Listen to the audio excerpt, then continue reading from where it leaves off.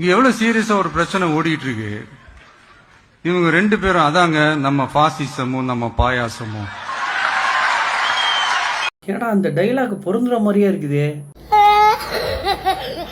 அப்படின்னு நீங்கள் யோசிக்கிறீங்க. ஆமாம், நானும் அதான் யோசிக்கிறேன். ஏன்னா பொருந்துற மாதிரியே இருக்குன்னு. அதுக்கு காரணம் நான் சொல்கிறேன். ஏன்னா சட்டமன்றத்தில் நோ டீலிமிட்டேஷன், அதாவது டீலிமிட்டேஷன் வேணாம், அதை ஃப்ரீஸ் பண்ணோம் அப்படின்னு சொல்லிட்டு சட்டமன்றத்தில் ஒரு தீர்மானத்தை நிறைவேற்றி போட்டு இன்றைக்கி போய் அவர் சொல்லியிருக்காரு, அந்த 7.18% தமிழ்நாட்டுக்கு, மாநிலத்துக்கு உண்டான 7.18% மட்டும் அதை உறுதிப்படுத்துகிற மாதிரி சட்டத்தை நீங்கள் போடுங்க அப்படின்ற மாதிரி சொல்லியிருக்காரு.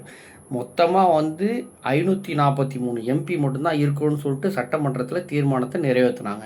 இப்போ இன்றைக்கி பேசுகிறப்ப அதை பற்றி ஒன்றுமே சொல்ல. இப்போ என்னன்னா நோ டீலிமிட்டேஷன்லேருந்து ஃபேர் டீலிமிட்டேஷனுக்கு மாறி விட்டாங்க. அப்படியே அந்தர்பிலிட்டி டக்குன்னு ஒரு பெல்ட்டியை போட்டு இப்போ வந்துட்டாப்புல. என்னன்னு பார்த்தீங்கன்னா, நேற்றுக்கு தான் அமித்ஷாவை பார்த்துருக்காப்புல. இன்றைக்கி ஒரு மீட்டிங்லாம் நடந்திருக்குது. அதனால டக்குன்னு மாற்றி விட்டாங்க. இதை பற்றி நீங்கள் என்ன நினைக்கிறீங்க அப்படின்னு சொல்லிட்டு கமெண்ட்டில் சொல்லுங்க. நன்றி. இதில் நிறைய பேர் வேறு என்னமோ சொல்கிறாங்க.